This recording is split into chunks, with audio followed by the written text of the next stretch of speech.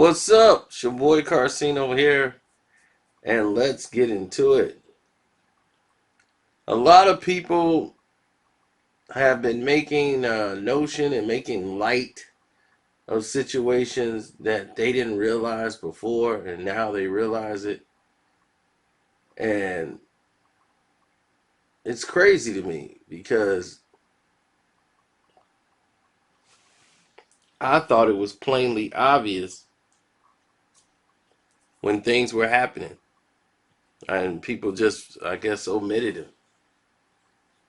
And everyone thought this was the best union ever and the best thing for James Harden to have Chris Paul on his team. And Chris is the best fit for him. The way his style of play is doesn't really fit with the system of Coach D'Antoni. And a lot of people blame the split on the union and the relationship with James Harden and Chris Paul. That is a very large part of it, but a lot of the blame goes to Harden. And not a lot of blame goes to Chris Paul. As new details was oozing out after this call went down and James Harden wasn't allowed on that call. When they had all of basically the superstars in there, as if James Harden wasn't a member or wasn't a part of that. That was very much noted by him and everyone else that was around. And they decided to blow this whole thing up so that James' voice would be heard the second time around. But this all stemmed from OCP3 over there. So now, what people don't know and what James Harden knows is they didn't know that until they got him that this guy has a Napoleon complex times 10. Chris Paul does the most grimiest things, and Sean calls him Shorty Dirty.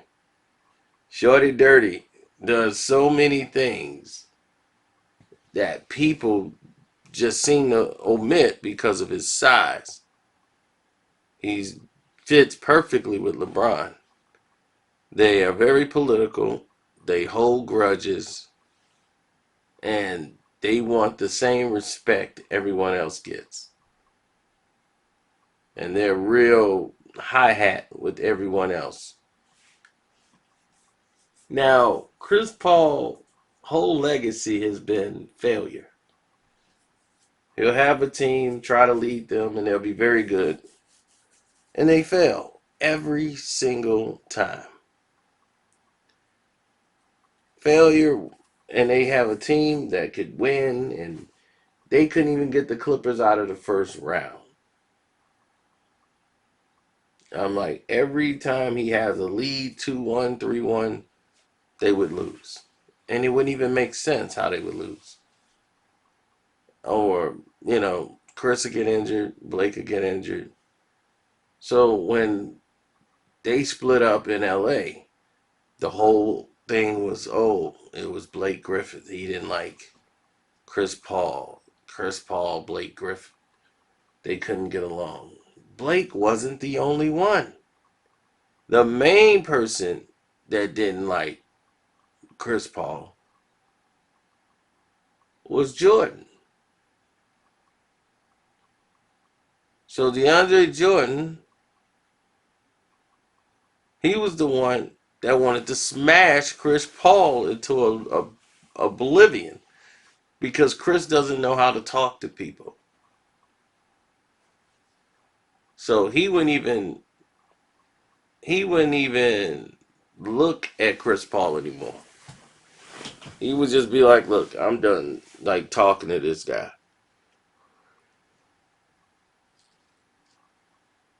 So the team would ignore him at times on the basketball court because they're like, this dude just gets to say whatever he wants. But then he's also the president of the players union. This season, people are saying when we vote on who's going to replace someone at the players union, we need to have someone that we can trust that represents the players in a better way. But I don't think it should be Chris Paul anymore. The players are losing faith in Chris. Now, this CPA is going to be really, really interesting. Because people could block out basketball decisions based on out off the court decisions. You look at Isaiah Lord Thomas III and what he went through. You know, Michael Jordan supposedly couldn't stand him, but all the players vote him unanimously to be the rep for the players union every year.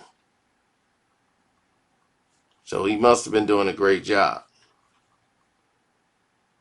Now, besides that, now that the whole world sees James Harden and Chris Paul, and people's like, man, they get along great, man. That's just all part of your imagination. Everybody blowing that out of proportion. No. They have a hate relationship. Chris feel James is unworthy, and Chris is like, I got you into State Farm commercials. Me. That's who. I was getting your name out there, making you a star and making you seen. And then you turn around and get me traded, and like Chris lost his mind after that trade. He was refusing to go, talking about Daryl Morey's going to get fired, and he's going to make sure of it. He was losing his mind over this trade. So the NBA has to tell him, he's like, I'm not going to suit up for OKC. I'm just going to sit at home till they trade. And they said, well, this is not a good look for somebody who's repping the players union. So he had to talk with the league, and that's the only reason he suited up for OKC. Because he's like, look, they don't have to trade you, and they're going to try to move you to another team, but you just got to, you know, be a leader, be a be a representative of the league. That's part of being a players rep. I mean, president of the players union. You don't do this. You're setting a bad example. It's already enough of this going on, forcing trades.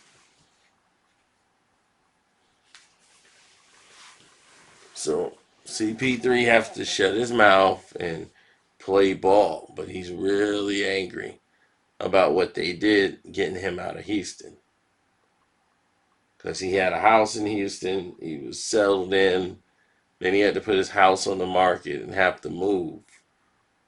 His family like that, just up and move. It's and like he was a player that was not in the upper echelon level. So ever since then, it's been war with him and James. It's not a good thing. James is happy. He got Russ on his side. He's happy. And a lot of people didn't know. And what James is like, this guy brought the thug image to the Houston Rockets. Chris Paul did. See, this is the stuff that's oozing out. See, word around the campfire, James didn't like him because, one, he hogs the ball way too long, gives the ball up to people, and he slows the game down, and he's overcritical, and he just don't know how to take blame or responsibility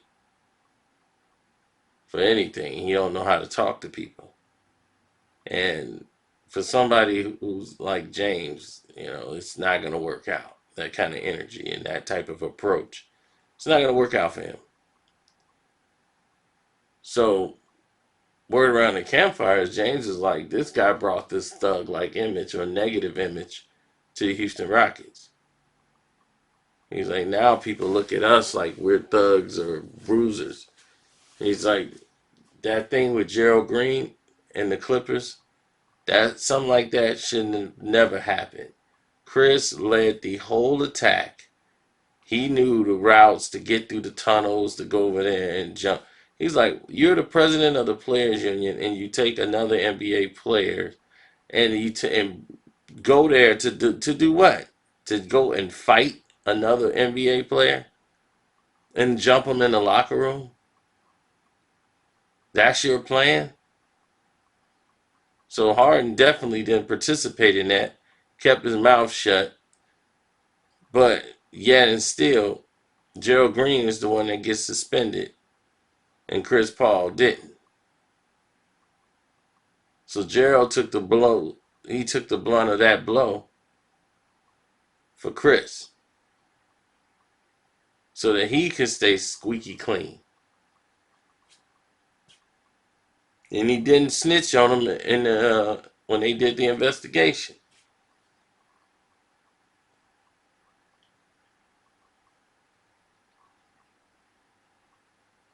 Now, that way had to be sealed because of this one incident with Chris. Now, how many more people got to be harmed?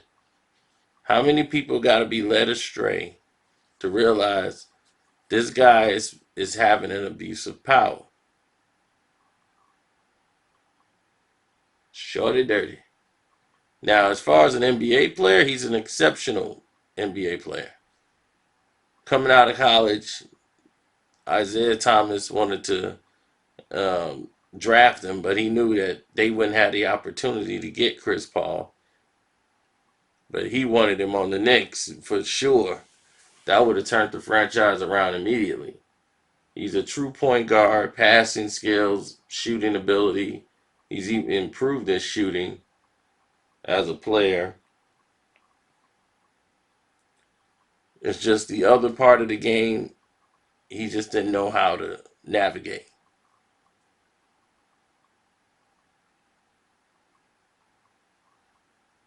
Everywhere he went, his teammates were turning on him. David West, who's a very nice individual, just couldn't play with Chris Paul anymore and didn't see a reason why he should have to. He's just like, look, I'm out. I'm out. I can't do this. So,